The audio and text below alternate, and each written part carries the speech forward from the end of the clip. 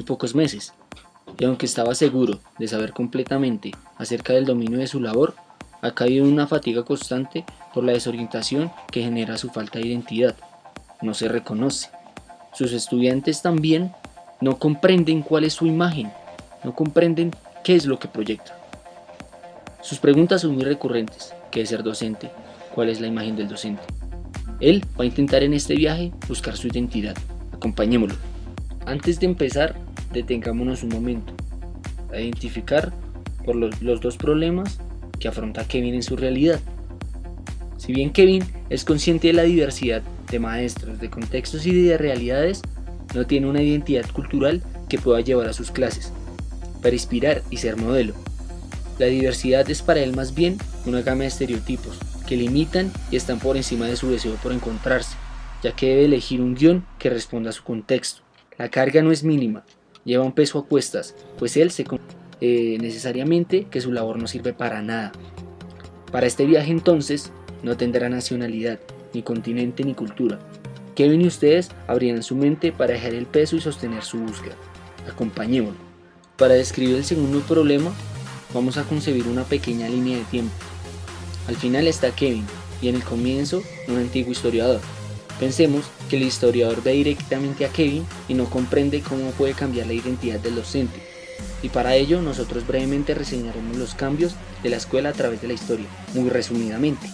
Al principio de la línea de tiempo está Aristóteles, llamémoslo la escuela griega. El maestro en aquel tiempo eran filósofos, su identidad era la de erudito que se encargaba de buscar y alcanzar conocimiento de la vida en general. Esto es sencillamente. Tiempo después, siglo después más bien, el historiador puede percibir que la identidad del docente está en manos de la iglesia, vamos a decir la educación religiosa.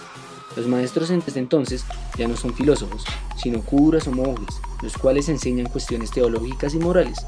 Tecnificar, un poco después en la historia, las reformas educativas, la institución religiosa forma mujeres que educan en escritura, aritmética y lectura, le diremos escuelas normalistas.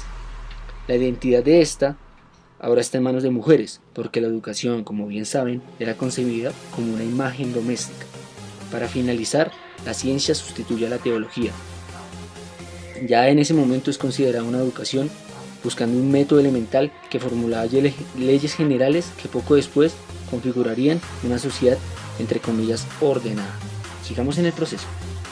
Mientras recortamos una sorpresita para Kevin y volviendo al viaje, luego de contextualizar la problemática para rastrear su identidad, Kevin reproduce la imagen sensible del mundo. La idea, la piensa, dejando atrás las fronteras para conocer lo más general de cada continente y llegar a lo más específico de su función en la sociedad, la cual, según esto, podía ser desempeñada, supuestamente, en cualquier lugar. Acompañémoslo en el proceso y encontremos cuál es su función real, pasando por cada uno de los continentes. Ahora bien, la sorpresa es que vamos a construir para Kevin un artefacto que se acoja a sus necesidades.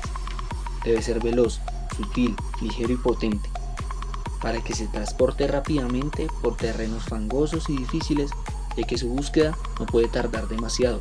Sus estudiantes esperan con entusiasmo su regreso.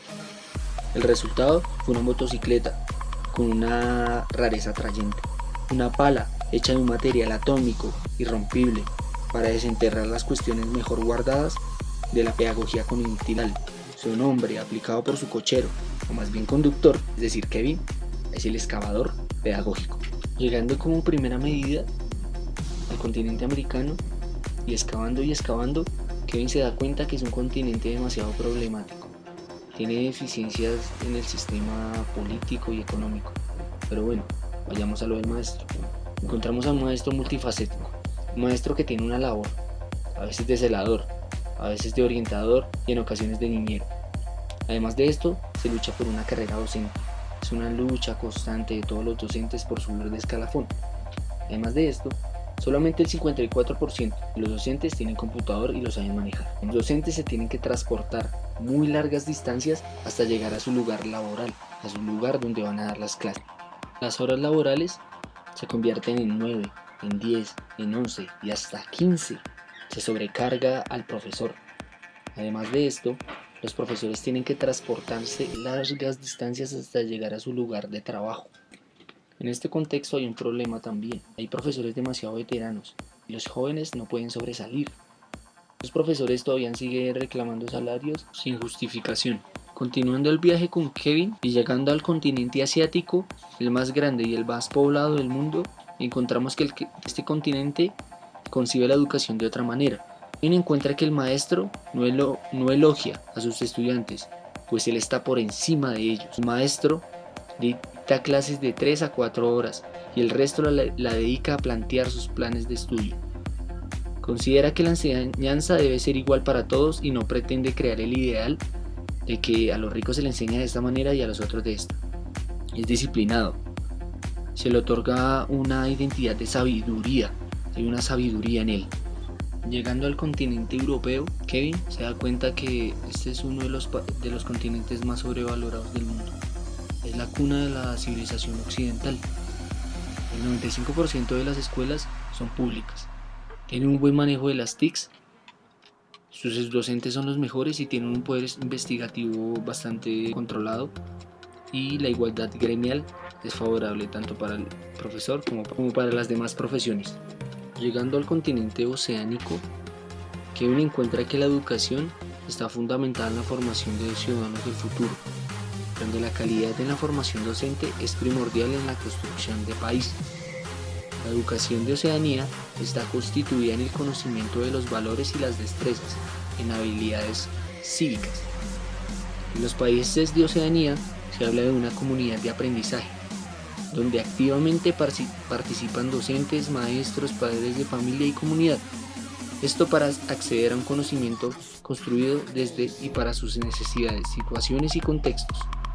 En conclusión, Kevin encuentra un panorama bastante claro, una educación orientada a la formación integral, en habilidades comunicativas e idiomas, matemática, aritmética, lenguaje. Permanentemente está siendo evaluada bajo el marco de la acreditación, además haciendo énfasis fuertemente en la enseñanza para la construcción de país. En África es otra historia. Empecemos por abordar una división geográfica que determina la situación educativa de esta sociedad. En África subsahariana, las condiciones adversas, la pobreza y el inclemente clima abren un panorama único en el mundo, un maestro único en su especie. Las distintas edades son conjugadas en las mismas clases, puesto que solo hay un profesor para múltiples grados. El maestro africano debe tener la capacidad actitudinal de llevar conocimientos múltiples para los diferentes estudiantes. La educación multigrado es la única manera de llegar a los niños de África. Y además, la pobreza y el conflicto en África generan escasez de maestros, del mismo modo de deserción escolar. África es el continente con mayor deserción escolar en el mundo. Palabras más, palabras menos. Kevin no encontró una identidad, es más, nadie lo pudo hacer. Lo que sí hizo fue inferir qué papel desempeña el maestro desde una visión internacional, desde la sociedad. La identidad del maestro puede ser, más bien, una capacidad para empaparse de los contextos que están en constante evolución. La función y la imagen del maestro internacional es establecer una figura esencial en el mundo. Esencial porque es el maestro quien traduce la cultura, la ciencia y el conocimiento para adherir a los nuevos integrantes de la humanidad que responden a dicho proceso evolutivo de las culturas. El maestro es entonces una imagen virtuosa, un hombre recto, un buen súbdito y excelente padre de familia, un ser ético, es decir, un ser perfecto. El maestro es quien puede percibir la realidad del mundo y además ofrecerlo inmerso en un guión, que es su profesión. El maestro internacional es quien guía procesos de construcción integral. Debe ser precisamente